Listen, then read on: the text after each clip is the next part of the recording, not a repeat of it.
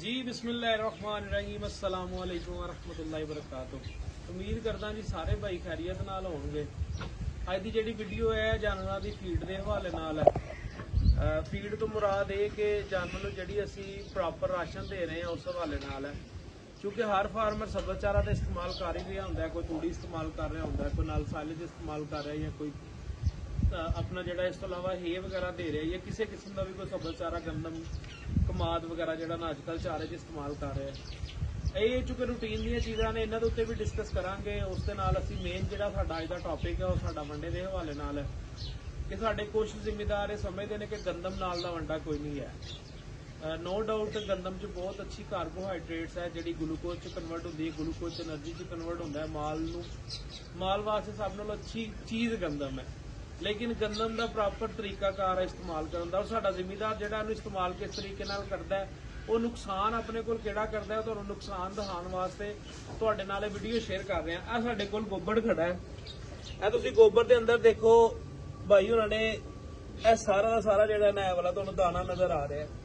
एक जानवर ਨੂੰ किलो 1.5 किलो गंदम खिलाਉਂਦੇ ਨੇ 24 घंटिਆਂ 'ਚ। ਹੁਣ ਅਸੀਂ अगर ਇਹਦਾ रिजल्ट देखना है, ਸਾਡਾ ਜ਼ਿਮੀਦਾਰ ਸਮਝਦਾ कि शायद गंदम ਜਿਹੜੀ है डॉक्टर क्योंकि वड्डा ज्यादा प्रैफरेंस करते हैं, वंडे नूं ज्यादा मतलब तरजीह देंदे ने, लोगों नूं वंडे दा मशवरा देंदे ने। इस करके ये वंडे दा शायद गल करन, मैं वंडे दे हवाले नाल तुहाडे नाल गल नहीं कर रहा।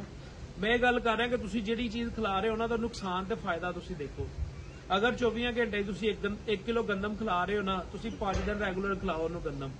6वें दिन बाद उस मझ नूं सैपरेट बंद दूसरियां मज्जां तो अलग, जिन्होंने तुसीं गंदम खिलाओ 1 किलो डेली। ਤੁਸੀਂ 6 ਦਿਨ ਤੋਂ ਬਾਅਦ ਉਹਦਾ ਸਾਰਾ ਦਿਨ 24 ਘੰਟੇ ਦਾ ਗੋਬਰ ਇਕੱਠਾ ਹੋਣ ਦੇਣਾ। ਜਿਸ ਟਾਈਮ ਉਹਦਾ ਗੋਬਰ ਇਕੱਠਾ ਹੋ ਗਿਆ ਨਾ, ਤੁਸੀਂ ਉਹਦੇ ਗੋਬਰ ਨੂੰ ਜਨਾਬ ਕਿਸੇ ਖੁੱਲੇ ਬਰਤਨ 'ਚ ਪਾਣਾ ਹੈ, ਤਗਾਰੀ ਵਗੈਰਾ 'ਚ। ਉਹਦੇ ਵਿੱਚ 10-15 ਕਿਲੋ ਪਾਣੀ ਸੁੱਟਣਾ ਹੈ। ਪਾਣੀ ਤੋਂ ਬਾਅਦ ਤੁਸੀਂ ਜਨਾਬ ਜਾਨਵਰ ਨੂੰ ਪਾਣੀ ਸੁੱਟਣ ਤੋਂ ਬਾਅਦ ਉਹਨੂੰ ਛਾਨੇ ਦੇ ਨਾਲ ਭੁੰਨ ਲੈਣਾ। ਉਸ ਤੋਂ ਬਾਅਦ ਜਿਹੜੇ ਉਹਦੇ 'ਚ ਦਾਣੇ ਨਿਕਲਣ, ਤੁਸੀਂ ਉਹਨੂੰ ਧੁੱਪ 'ਚ ਰੱਖ ਕੇ ਸੁਕਾ ਲੈਣਾ।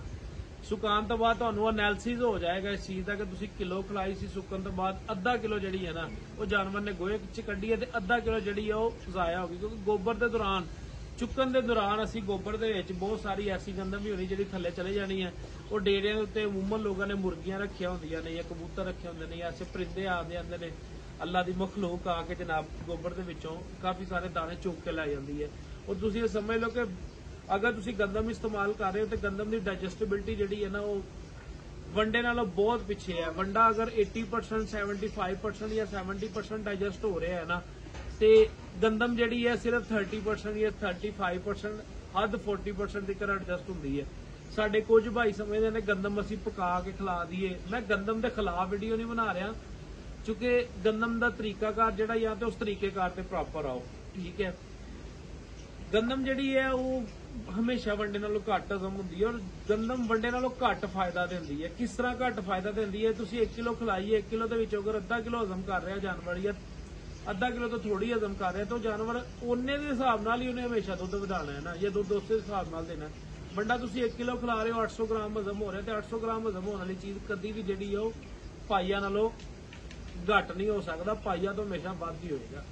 इस तरह ये मेरा पैगाम है साढ़े दोस्तों भाइयों वास्ते कि तुसी अपने फार्म से जनाब लाजमी बैलेंस फीड का इस्तेमाल करो। अगर तुसी गंदम वगैरह इस्तेमाल करनी है तो इनू जिहड़ा तरीकाकार है उस तरीकेकार नाल इस्तेमाल करो। ਉਹਦਾ तरीकाकार की है पान का कि तुसी गंदम लो, गंदम नू कम से कम 12 घंटे वास्ते या गर्म पानी च भिओवो, ਉਹਦੇ ਵਿੱਚ ਮਿੱਠਾ ਸੋਡਾ 50 ग्राम सुटो एक जानवर के हिसाब नाल, ठीक है।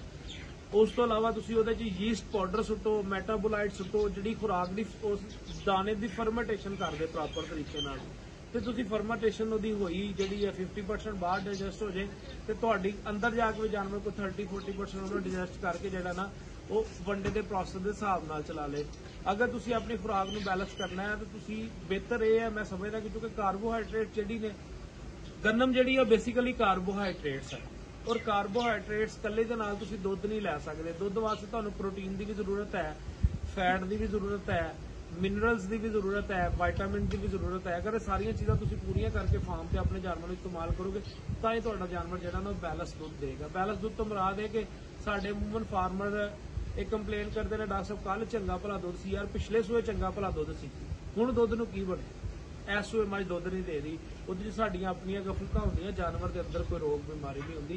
और तुहानूं इस फार्म दी मज्जां दिखाने, मज्जां टुर गईयां अंदर, ਮੱਝਾਂ ਦਾ ਆਣੇ ਤੁਹਾਨੂੰ ਮਜ਼ਾ ਆਏਗਾ। ਵੀਡੀਓ ਦੇ ਨਾਲ ਜੁੜੇ ਰਹੋ। ਜਿਹੜੇ ਭਾਈਆਂ ਨੇ ਚੈਨਲ ਨੂੰ ਸਬਸਕ੍ਰਾਈਬ ਨਹੀਂ ਕੀਤਾ ਉਹ ਚੈਨਲ ਨੂੰ ਸਬਸਕ੍ਰਾਈਬ ਕਰ ਲੈਣ, ਬੈਲ ਆਈਕਨ ਦੇ ਬਟਨ ਨੂੰ ਦਬਾ ਕੇ ਆਲ ਨੋਟੀਫਿਕੇਸ਼ਨ ਨੂੰ ਕਲਿੱਕ ਕਰ ਲੈਣ। ਬੱਚਾ ਕੱਢੋ ਜੀ ਸੋਹਣਿਓ ਬਾਹਰ।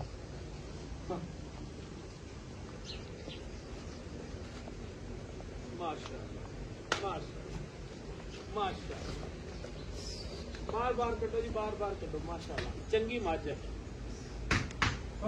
ਹੋਰ ਮੱਝਾਂ ਵੀ ਕੱਢੋ ਜੀ।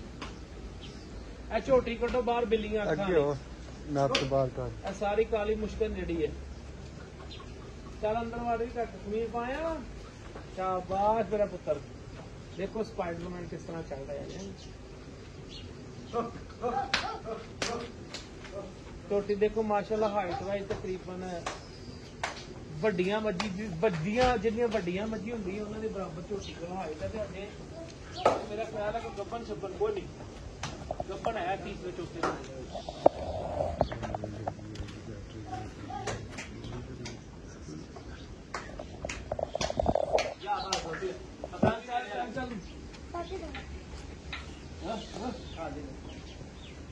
ਇਹ ਦੇਖੋ ਜੀ ਸਾਰੀ ਮੁਸ਼ਕਲ ਮੱਝ ਹੈ। ਅੱਖੀ ਜਿਹੜੀਆਂ ਨੇ ਉਹ ਮਾਣਕੀਆਂ ਨੇ। ਇਹ ਵੀ ਮੈਂ ਦੇਖੋ ਮਾਸ਼ਾਅੱਲਾ ਉਹ ਸਾਰੇ ਇੱਥੇ ਆ ਗਏ, ਉਹ ਬਾਹਰ ਨਾ ਨਿਕਲ ਜਾਣ। ਮੱਝੀ ਬਾਹਰ ਨਿਕਲ ਚੱਲੀਆਂ।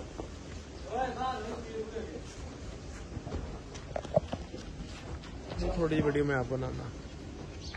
ए फार्म दा ब्रीडर जनाब नेक्स्ट इन्हां दा मੱਝੀ ਜਿਹੜੀਆਂ ਨੇ ਉਹ जनाब फार्मर ने नहानियां शुरू कर ਦਿੱਤੀਆਂ ने। बड़ा अच्छा काम किया है वाला नहाने वाला। जानवर ਜਿਹੜੇ ਨੇ एक तो साफ सुथरे रहंदे ने, तो दूसरा ये चीज़ है मੱਝ जो कि पानी का जानवर है, तो पानी का जानवर ਜਿਹੜਾ पानी च रह के बड़ा खुश रहंदा है। तो पानी च रह के इन्हां दी दुध की पैदावार भी इन्हां दिनां च बढ़दी है। और जानवर खुद भी साफ सुथरा रहने की वजह नाल अपनी हैल्थ पोजीशन भी बेहतर करता है। इधर मोड़ो सारिया मर्जी एक बारी।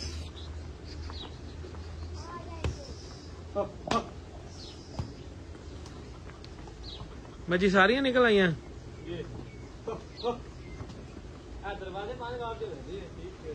दरवाजा केड़ा है?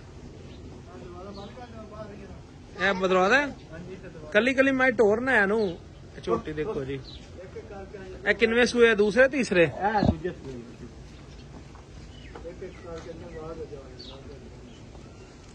माशाल्लाह छड़ दे इत्थे ते अंदर वड़न वाली है नहीं, ते बाहर खलो के ज़ियारत करने वाली ने।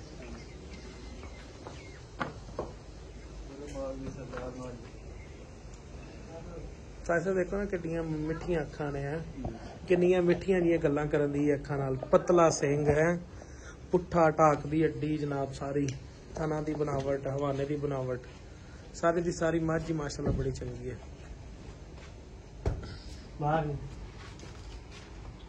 एदी मामा वा? नहीं, अच्छा एदी खाला वा? अच्छा दी खाला है, ठीक है जी। ए जनाब झोटी दी खाला है। अच्छिया मੱਝੀ ने माशाल्लाह, जवान ने सोहना शौक किया है। की नाम है तुहाडे बुजुर्गां दा? हाजी रफीक मोहम्मद। किहड़े मुल्क हुंदे ने? मेरे बुजुर्गां दा नाम है दादापू दा नाम हाजी रफीक। दादापू दा नाम हाजी रफीक। अब्बू दा नाम मोहम्मद हसन। मोहम्मद हसन। हसन साहब कित्थे हुंदे ने? ओ सऊदी अरब जद्दा च। अच्छा माशाल्लाह, उत्थे इबादत करके नेकियां इकट्ठियां कर रहे हैं। लियाओ जी अगली मੱਝ माशाल्लाह, ये भी चंगी, पर गाड़ी मੱਝ कोल मट्ठी मट्ठी लाग रही है।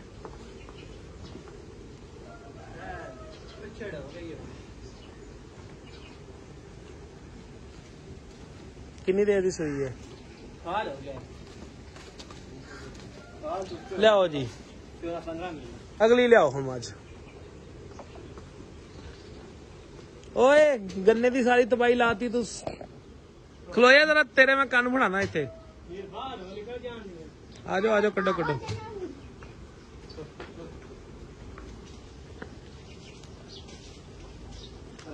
चलो वीडियो पसंद आए तो दोस्तों के नाल शेयर भी करे जे।